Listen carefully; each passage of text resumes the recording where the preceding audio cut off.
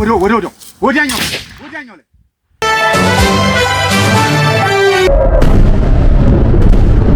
ሰላም ጤና ይስጥልኝ ውድ ቤተሰቦቻችን፣ ወደ ተሰበር መረጃዎች እናልፋለን።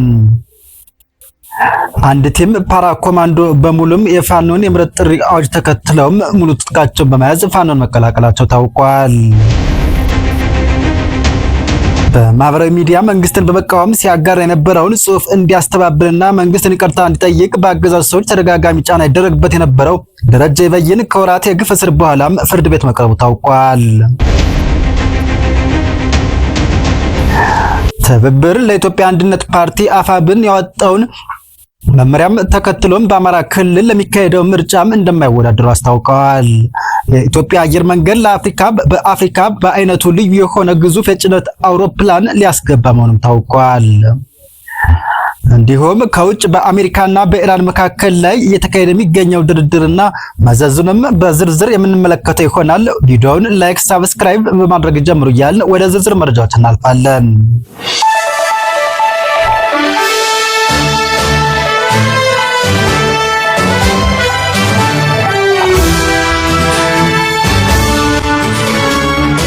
ቀዳሚ ወዳደረግነው መረጃ ስናልፍ አንድ ቲም ፓራ ኮማንዶ 11 አባላት የምረጥ ጥሪውን ተቀብለው ሙሉ ትጥቅ በመያዝ 201ኛ ኮርን መቀላቀላቸው ታውቋል።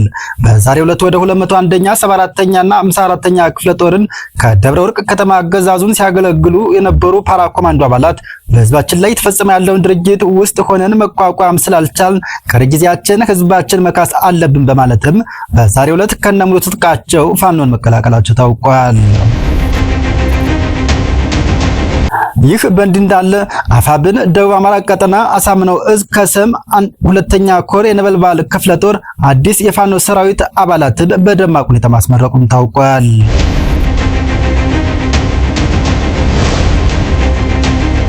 መጋቢት 13 2018 ዓ.ም ከሰም ሁለተኛ ክፍለ ጦር ነበልባል ክፍለ ጦር ከሁለት ወር በላይ ሰልጠናቸውን ከፍተኛ ቁጥር ያላቸው የፋኖ ሰራዊት አባላት ማስመረቁን ያስታወቀ ሲሆን ተመራቂ የፋኖ ሰራዊት አባላትም የክፍለ ጦሩ ከፍተኛ አመራሮች በተገኙበት ወደ ነባሩ የክፍለ ጦር አሃድ ከዛሬ ጀምሮም በይፋ መቀላቀላቸው ተገልጿል።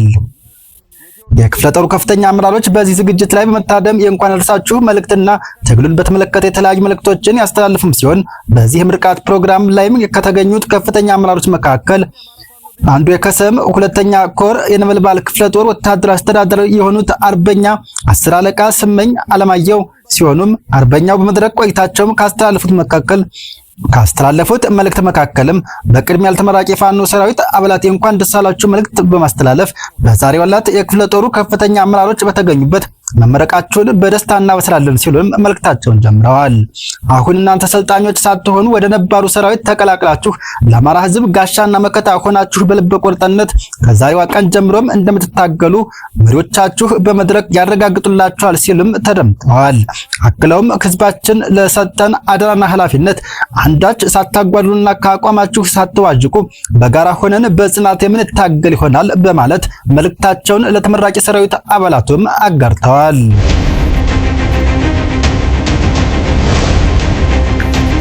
ሌላኛው በዚህ ደማቅ የፋኖ ሰራዊት አባላት ፕሮግራም ላይ ከታደሙት አመራሮች መካከል ከሰም ሁለተኛ ኮር የነበልባል ክፍለ ጦር ሎጂስቲክ ኃላፊ የሆኑት አርበኛ ደሴ ሞገሴም ሲሆኑም ይህ ስልጠና ብቻ ሳይሆን ከልብ ያዛችሁትን እውቅና ኃይል ለተጨቆነው የአማራ ሕዝብ ይህን የሰልጠናችሁትንና የደከማችሁበትን ፍሬ አፍርቶ እንደምናንጠራጠርም ያሉ ሲሆን እኛም የወጣ ነው ተበድለን ተገፍተን ወደ ጫካ የገባ ነው የአማራ ሕዝብ እንደ ሰው እንደ ብሔር የሚታይበት ጊዜ ላይ ስላልሆነ ያለን አማራጭ እናንተን የመሰለ አማራ ሕዝብ እንቁልጆች ይዘን ይህንን አውሬ ስርዓት ነቅሎ መጣል ብቻ ነው መፍትሄው ብለዋል። በመጨረሻም በማጠቃለያ ንግግርና የቃል ኪዳን ዝግጅት ያካሄዱት ደግሞ የከሰም ሁለተኛ ኮር የነበልባል ክፍለ ጦር ህዝብ ግንኙነት መምሪያ ኃላፊ ሆኑት አርበኛ ሞገስ ገበየ ናቸው።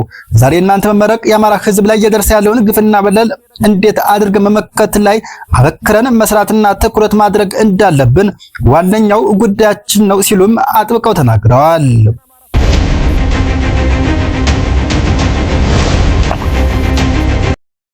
ወደ ሌላኛው መረጃ ስናልፍ ከወራት የግፍ እስር በኋላም ፍርድ ቤት የቀረበው ወጣት በማህበራዊ ሚዲያና መንግስትን በመቃወም ሲያጋራ የነበረውን ጽሑፍ እንዲያስተባብልና መንግስትን ይቅርታ እንዲጠይቅ ባገዛዙ ሰዎች ተደጋጋሚ ጫና ይደረግበት የነበረው ደረጀ ይበይን ከወራት የግፍ እስር በኋላም ፍርድ ቤት ቀርቧል።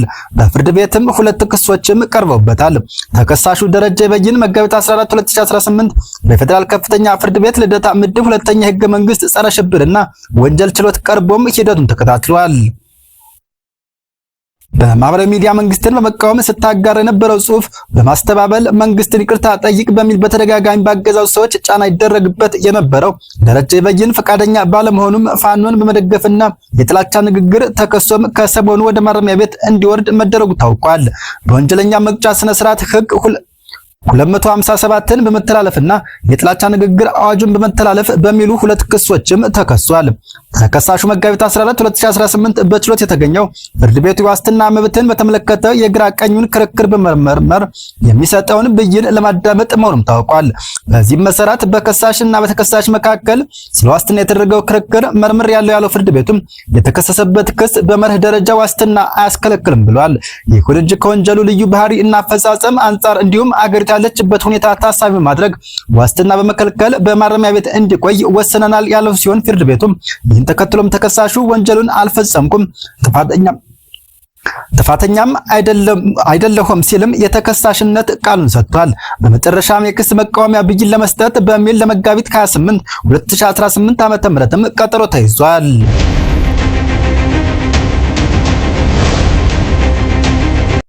ትብብር ለኢትዮጵያ አንድነት ፓርቲ አፋብን ምርጫን አስመልክቶ የሰጠውን ማሳሰቢያም ተከትሎ በአማራ ክልል ለምርጫ እንደማይወዳደር አስታውቋል።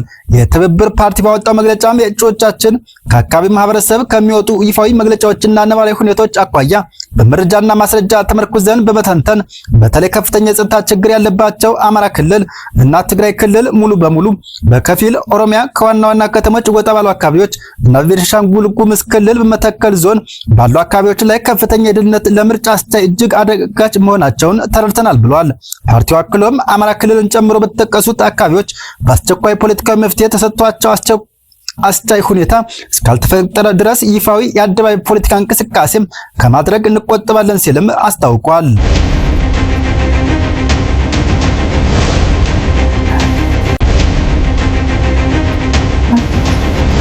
የኢትዮጵያ አየር መንገድ ለአፍሪካ በአይነቱ የመጀመሪያ ግዙፍ የጭነት አውሮፕላን ሊያስገባ መሆኑን ታውቋል። የኢትዮጵያ አየር መንገድ ግሩፕ ከዓለም አቀፍ የአውሮፕላን ኪራይ ኩባንያ ኤርካፕ ጋር ሁለት ቦይንግ 777-300 ኢአርኤፍ የተሰኘ ግዙፍ የጭነት አውሮፕላን ለመከራየት ስምምነት ተፈራርሟል። አውሮፕላኑ በአሁኑ ሰዓት ካሉ ባለ ሁለት ሞተር የረጅም ርቀት የጭነት ተሽከርካሪዎች 25 በመቶ የበለጠ የመጫን አቅም ስላለው የአየር መንገዱን የጭነት አገልግሎት ቅልጥፍና በእጅጉም የሚያሳድግ ነው ተብሏል። የኢትዮጵያ አየር መንገድ አውሮፕላኖቹን በፈረንጆች 2028 ሁለተኛ ሩብ ዓመት ላይ ይረከባል ተብሎም ይጠበቃል። በመጨረሻም አሜሪካ በኢራን ላይ የከፈተችውን ጦርነት ለጊዜው ለማስቆም ያቀረበችው የአንድ ወር ጊዜ የተኩስ አቁም ስምምነትም ቴህራን ድርድሩን በይፋ ውድቅ በማድረጓና እስራኤልም ምንም አይነት የስምምነት ፍላጎት ባለማሳየቷ ከመሬት ሊወርድ አልቻለም።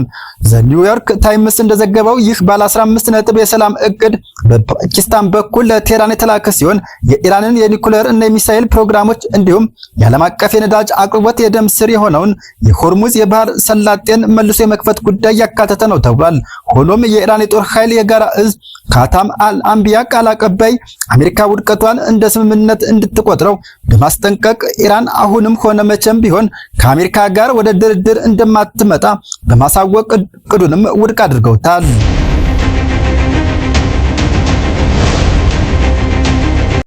ምንም እንኳን በኢራን በኩል ስምምነቱን ውድቅ የሚያደርጉ ጠንካራ መግለጫዎች ቢወጡም አንዳንድ የውስጥ የመረጃ ምንጮች ግን ቴህራን ጦርነቱን ሊያስቆም የሚችል ዘላቂ የሰላም ሐሳብን ለማዳመጥ ፈቃደኛ መሆኗን ይጠቁማሉ። በፓኪስታን የኢራን አምባሳደር ሬዛ አሚር ሞጋዳም በበኩላቸው ከትራምፕ አስተያየት በተቃራኒ እስካሁን ከአሜሪካ ጋር የተደረገ ቀጥተኛ ሆነም ቀጥተኛ ያልሆነ ድርድር አለመኖሩን አረጋግጠዋል። ከዚህ ባለፈ ኢራን ከእንደነ ስቲቭ ዊትኮፍ እና ጃሬድ ኩሽነር ከመሳሰሉ ልኡካን ይልቅ በቀጥታ ከምክትል ፕሬዝዳንት ደረጃ ጋር መነጋገር እንደምትመርጥ ጠቁማለች።